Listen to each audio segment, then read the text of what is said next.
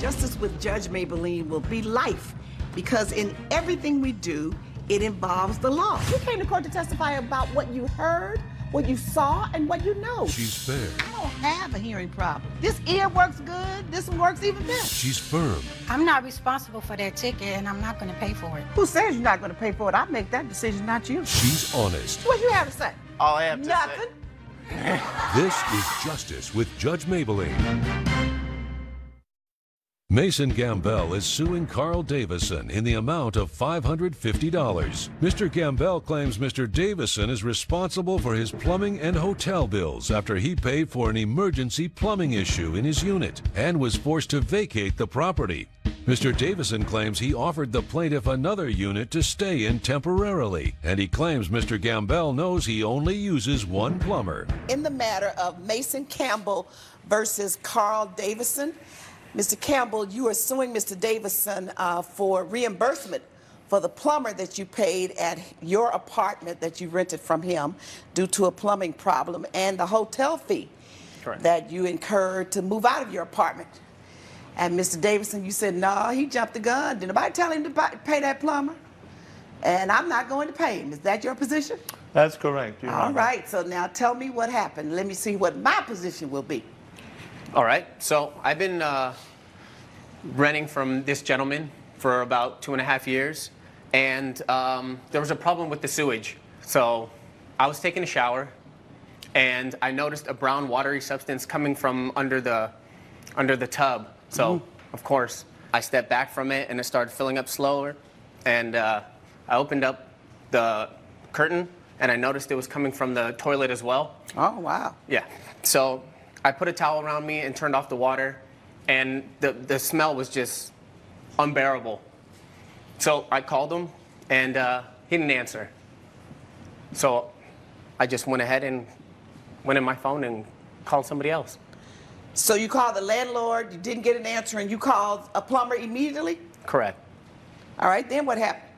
Well, the emergency guy came that I called, and so you just looked up somebody in the telephone book, yeah, or correct. Google, or whatever? Yeah, yeah. Okay. And then the guy came. I was already late for work, so I didn't have time to wait for his call or, you know, have the landlord assist me. So the guy came, and he put the snake down the toilet, and he said it was too major of a problem. So by then, I gave him another call, and that's when he answered. And it sounded like he just woke up, so. It was very And what's early wrong in with the that? morning. That he just woke up? He can't wake up? I mean, He can't sleep in the morning? Just because you have to get up and go to work? I expect him to be there when I need him. Oh, really? Whenever you call, he's supposed to answer. Yeah. Is that right?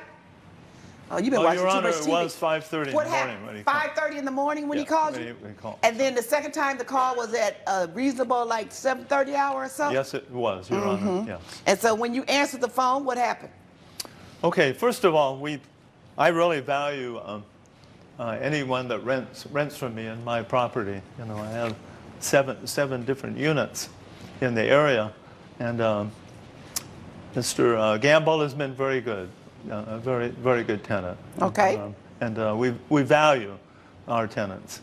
But in that call, we reached a situation where it was very difficult to surmise, you know. It was a situation of plumbing, serious issues with plumbing that we later found out like about. a pipe or something. But he called someone not on the list, just out of the blue. What do you mean And on we the have list? given What him a list? list of people to contact. Oh, you have provided a list for the tenants? Yeah. Is And that so- right? And so they That's can correct, Your Honor. they can contact me first of all, which he did, and then they called from the list there. And there's plumbing, cable, electrical, different issues that might come up during the agreement this we list? have. Yeah. I did. So why would you call the plumber on the list? Coming up on Justice with Judge Mablean. How many days did it take your plumber to repair the problem? It was a 3-day job. So why were you in the hotel 4 days? It took 4 days. And later, You changed the battery. You didn't reset the time? No. Why not? The whole purpose of a watch is to have an accurate time. We're back with the case of Mason Gambell, who is suing Carl Davison for $550. You just call any old plumber. Any old plumber. And your landlord has provided you this extensive list to call for an emergency, any of his workers. Correct. Oh, okay. That's unusual. Most landlords don't give you their list and give you permission to place the call if you can't reach him. Go on, Mr. Davison. Well, Your Honor, Mr. Gamble went ahead and, because of what had happened in his unit, he went ahead and went to a hotel, you know. Oh, he didn't tell But me we that had part. offered him a Wait a minute, so when a did you go to the location. hotel? After you got home from work or before you went to work? After I came home from work. And how long did you stay in the hotel? For about 4 days. 4 days. 4 days. 4 days. And what was the cost of that? $160, Your Honor. For 4 days? Oh, I'm sorry. It was $390. Okay. And the 160 is what you paid the plumber who came out that did nothing? Correct. Okay. So, Your Honor, we have another issue here. We have. Well, let me ask you this. He went to stay at the hotel after he came home from work. When he called you the second time and reached you, what did you do, Mr. Davison? I offered him another unit upstairs, okay, which was very clean, which was ready for anyone to move into. But I offered him a place to live until we could rectify this issue downstairs. All right. Okay. And what did you do about the issue? Did you call your plumber? I called Carlos on our list, and he's very reputable. Mr. Davidson's plumbers did not have a very good reputation, as you can see. Well, forget about that. Obviously, they didn't get the job done. Did your plumber get the job done? Yeah.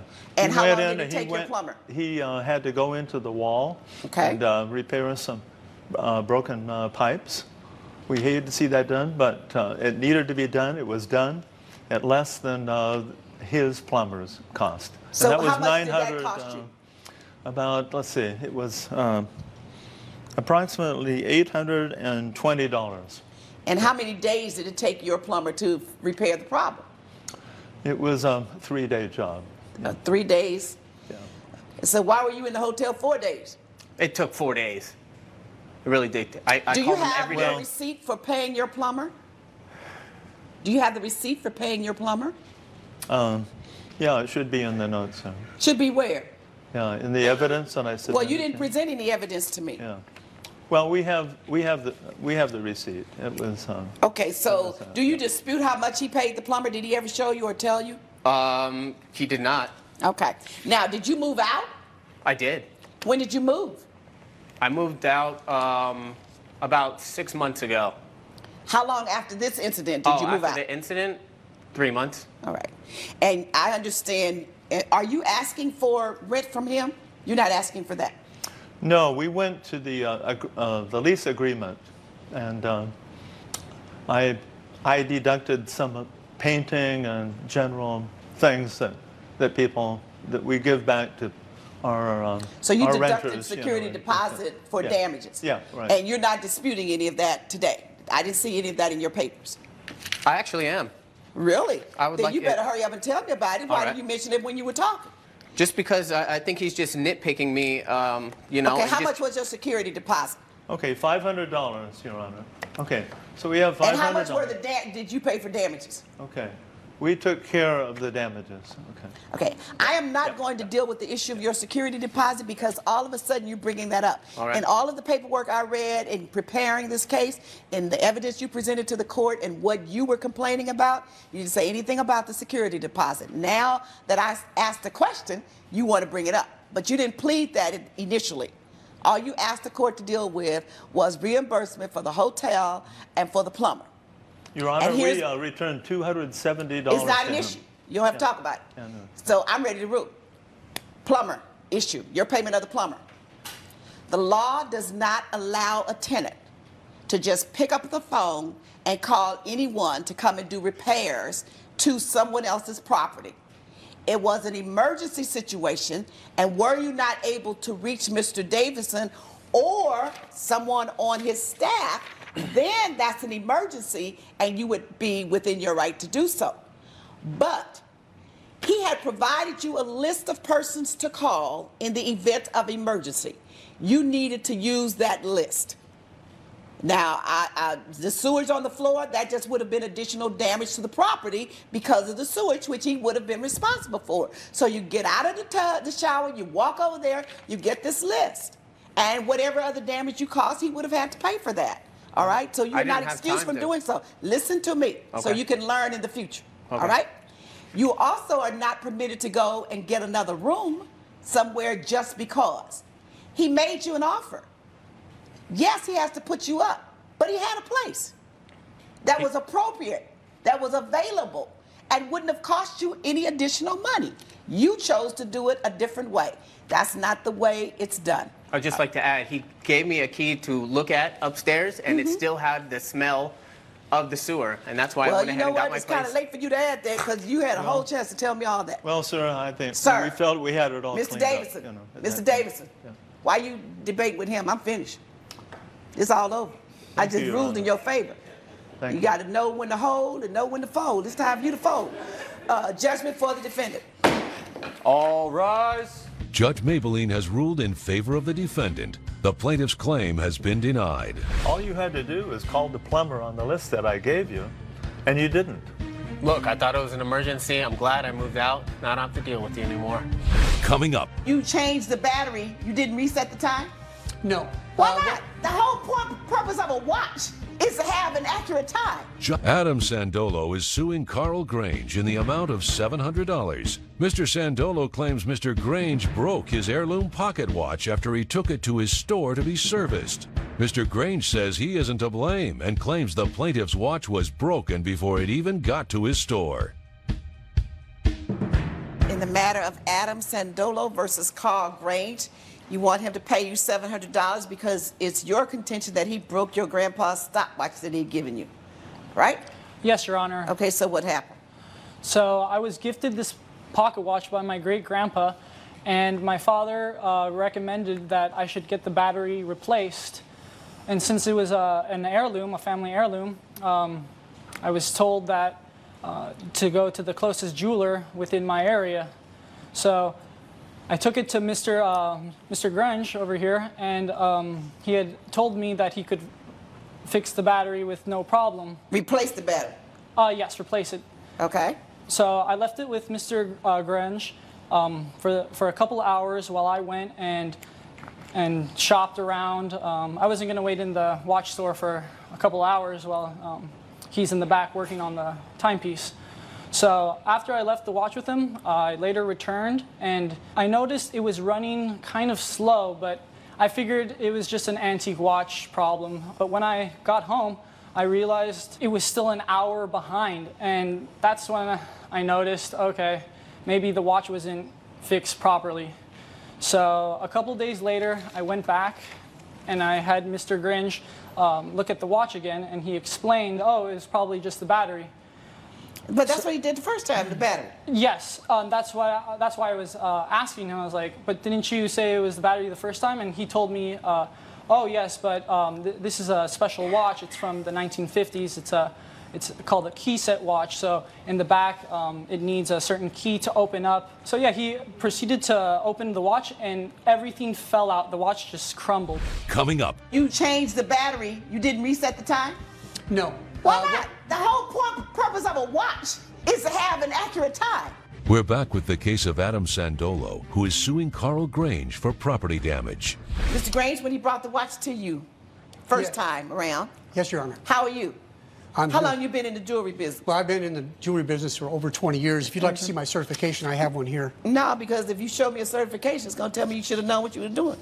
Okay. You knew that was a 50s pocket watch when you saw it? Yes, Your Honor. I know the history of that vintage of watch. I do. They do have a life, these watches. Okay? I know that. And right away, I suggested to Mr. Saldano that perhaps he might think about taking this watch and making a special place in the home to honor his grandfather and put that up because, you know, maybe this vintage of timepiece might have some problems to it. Was running out of time.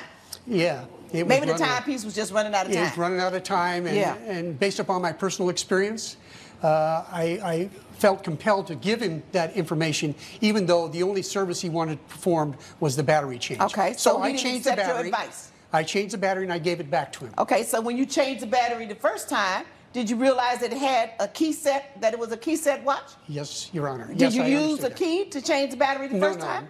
How did you change the first time? It wasn't necessary to do that. The key is to reset the time. That came later. The second time he came back. Wait. So you changed the battery, you didn't reset the time? No. Why not? No, I did. Excuse me, I did not reset the time. No, Why that's not? right. The whole purpose of a watch is to have an accurate time. Right. So if you change the battery and you know in order for the time to be accurate that you need to go in there with the key and reset the time, why did you do that? I just didn't do that. 20 years of experience with a certification? Yes, ma'am. So you did a half job. Judge Mablean's verdict when Justice with Judge Mablean returns. Promotional consideration provided by. Now he goes home, Yes, Your Honor. watch not running, still hour behind, still got the wrong time. 2 days later he brings it back. What'd you say? Okay, again, when he brought the watch back, he wanted and requested the service that I adjust the time of the watch. So I did, and because it's a key set watch, I looked for a key for that particular watch. I found one, but the minute that I took the back off that watch and put the key in, the watch fell apart. Now, I understood that there was probably some prior damage that had been done to this watch. Now, Why? when this prior damage was done, whether it was done before the plaintiff received the watch or because it had problems when he brought it to me. So everything fell apart.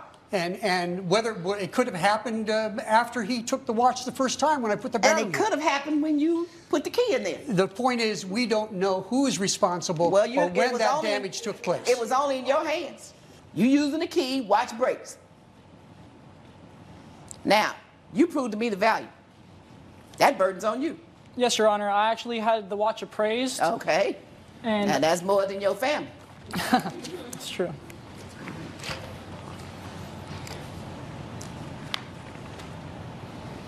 Oh, yeah, I remember these. Grandpa had one. And according to the National Association of Jeweler Appraisers, it's worth $700. So I had to go with the evidence that's presented to me. And he's standing there watching, and you're the only one. So who's touching the watch? So judgment for the plaintiff, $700. All rise. Judge Mablean has ruled in favor of the plaintiff. The defendant is ordered to pay $700. I'm sorry about your watch. I'll get you the $700. Hope you can find a replacement real soon. That watch meant a lot to my family, so I thank you.